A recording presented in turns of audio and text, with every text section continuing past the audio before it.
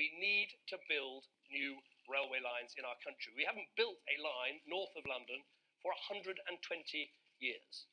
And when people challenge me about HS2, I say this: the West Coast Main Line is full. Thousands of our fellow countrymen are standing every day as they come into Euston or as they go into Birmingham. We need to build another West Coast Main Line. So the choice for us as a country is, do we build one of the old-fashioned Victorian-style railways, or do we build one of these new high-speed lines? The cost difference is 9%. And I think it is absolutely right to make this investment. It is going to unite our country. It will help drive economic growth. It will make sure our economy shares growth between the north and south. It will link 8 of our 10 biggest cities. And to people who say, well, is it going to take up too much of the government's budget? Here is a figure for you to take away and think about. Between 2015 and 2020, we're going to be spending £73 billion on road and railway investments. HS2 is 16 billion of that.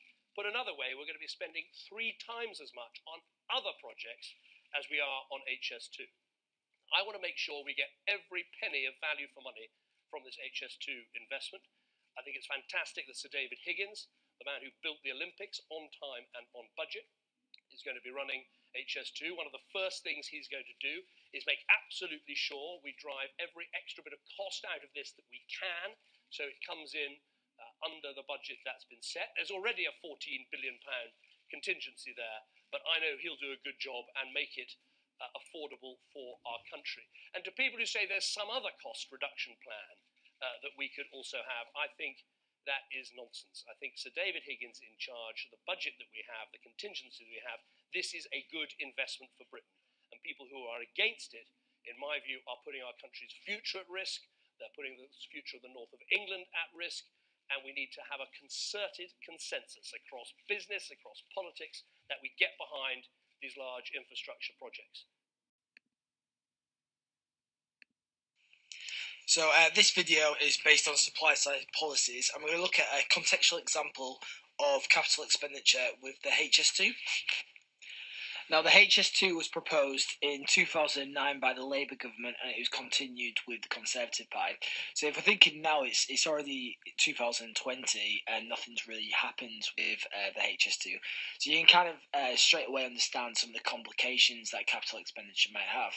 Now, within this video, what we're going to do is we're going to look at the reasons for the HS2, and we're going to look at the consequences as well. So first of all, what is the HS2? The HS2 is a high-speed rail network which is meant to and supposed to kind of bring the north and the south together, and its whole aim is to boost mobility of labour.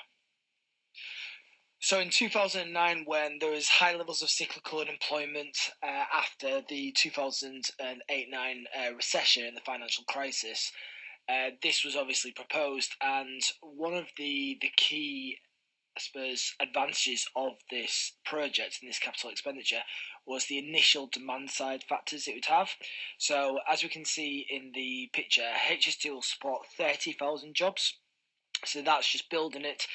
3,000 more will run it, and 70% of the jobs will be outside London, and at least 2,000 new apprenticeships will be created. So this was to try and get the public on board. It was trying to kind of show them and build confidence that the economy will recover after the last recession, and this project will really get the economy back on track. So as it's going to have demand side factors, and what I mean by that is the initial injection of government expenditure, those injections are going to go into the circular flow of income, and it's going to boost national income. Because obviously the money is going to be spent on construction and the need for workers, those workers are going to get an income. And what's important is you consider, well, once they've got an income, what happens next? And there's a real opportunity for a multiplier effect within this, because once they get that income, and that's the construction workers, it's the architects, it's all the firms and the labour that's involved within the project, and as the last picture demonstrated, there's a lot of people who will be involved within this from the beginning to the very end. They'll hopefully use that income to spend within the local communities. And therefore, if they've got that marginal propensity to consume, and they are spending within the economy, it generates greater derived demand for labour, as all of a sudden there's an increase in national output and you need the workers to produce that national output. And what we see is another increase in aggregate demand within the economy, boosting national output even further. And what a multiplier effect is when you've got an injection, the overall impact on national income is greater than the initial injection. And that's what the HS2 initially was hopefully going to bring to the economy. So as this says, HS2 is an investment in Britain's future. It's going to bring over £92 billion worth of benefits. And this is a clear sign of the potential multiplier effect involved, that every £1 spent, the UK will receive £2.30 in benefits, whatever those benefits might be. So the whole purpose of the HS2 is, as I said before, to pretty much link the country together with regards to mobility of labour. So it's trying to get the likes of the north of England and Birmingham and so on in the middle to kind of get closer in commute to London for lots of different reasons. First of all, if we consider London as a capital, it's the main contributor towards GDP and it's got the most productive jobs. So one of the reasons is to try and get more of the highly skilled workers from around the country to the capital to kind of further improve on that productivity and boost that GDP of London. But also, because it's easy to commute, it also enables those workers to return back to where they're from and spend that income that they're generating. So it helps those local communities as well. It also creates an ease from some major firms that are operating in London to then start to create new offices in the likes of Leeds, Manchester, Birmingham and so on, which therefore means that there's again greater employment opportunities and it's a job creator within those cities. Now, by cutting the some of the routes in half in terms of time, it'll obviously mean that workers can work for longer hours and won't have to worry about that commute back home. It also means that they can attend in different in different areas for work. So, for example, if you had to quickly get to Leeds for an important meeting and you were in the London head offices, it wouldn't be as problematic anymore. And all of these factors would boost productivity within the economy. If, for example, you had been structurally employed in your local area and you were thinking, well, there's no jobs in that area, where can I go to? It eases that, that willingness to travel for work and again, therefore, boosting your mobility. And what it should allow for is greater participation of labour.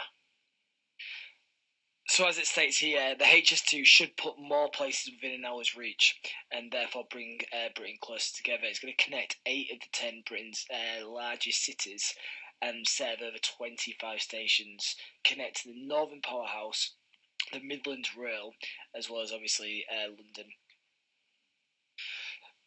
So as it impacts the majority of the major cities in the UK and as it brings Britain closer together, and due to that increase in productivity, it should enable the country to produce more. It should make them more productive.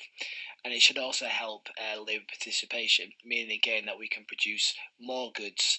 And because it's productive, it should mean that it can be done efficiently and at an efficient price level.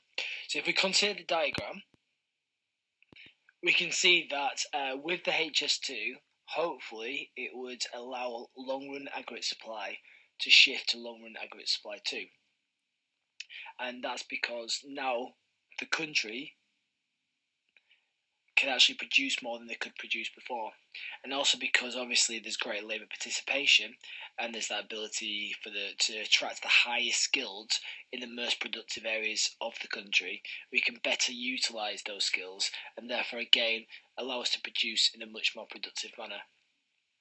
And as we're boosting that productivity, then it allows us to obviously increase national output from Y1 to Y2. We see increases in aggregate demand without any inflationary pressure with stable prices at P1. Because we're increasing real GDP, there's that derived demand, so we need workers, which helps us to try to achieve or almost achieve that full employment. And also, because of these efficient prices, because we can facilitate greater demand and produce for the demands that we're receiving, it also means that hopefully exports will be more attractive because, again, improved quality, improved productivity, whilst at an efficient price level. However, there has been issues with the HS2, and that's what we're going to delve into next. You live in Southern California and Los Angeles, you travel a lot to San Francisco, and you're also interested as a big thought in whether it's possible to travel by what's called a hyperloop. In other words, you go at 800 miles an hour on the ground, essentially, like a train from Los Angeles to San Francisco. I mean, do we suffer from generally a kind of low level of ambition? Should we think bigger than HS2 and think about something like this? I think so. I mean, for reasons beyond the objective, we'll get there faster, it's like you want to do projects that are inspiring and that make people excited about the future. Life's got to be about more than just solving problems. You want to get up in the morning and say, yes, I'm looking forward to that thing happening. And I guess that was my essential disappointment with the California so-called high-speed rail. It's like, I was looking at that, wow, and it's like, well, they've got better things, they did better things in Japan 30 years ago. They've got something way better in China. Why are we doing this and spending so much money on it? And it's going to take 20 years, and by that time we'll be 50 years behind what they've got in Japan. I mean, this just doesn't make sense. And that was my reaction. That was your reaction to what's happening in California. Yeah. We are behind California. Oh my God, really? Difficult though, maybe, to imagine. So I mean, that's brutal. But it's almost unfortunate. So when you consider the video with Elon Musk, you can see that there are some issues with capital expenditure. Considering the UK's, I suppose, manufacturing and construction industries are not always considered to be the most productive, and they seem to be a lot slower than other countries, there is that argument that the time duration it'll take to create the HS2, by the time it's actually functioning, will be far behind other countries' rail transport. I mean, Elon Musk provides a very, very good point. If the HS2 is already going to be behind the Japanese bullets, then by the time it actually opens up, it's going to be even further behind, 50 years behind instead of the 30 years behind that Elon Musk mentioned. So if you're going to spend so much money, should they be more ambitious? Should they be more innovative? Should they be looking at modern technology and what the future will bring? And that's one of the issues with capital expenditure in terms of the opportunity cost involved. So, for example, what could that money be spent on instead? It might be still based on transport, or it could even be based on other areas that could make the country more productive.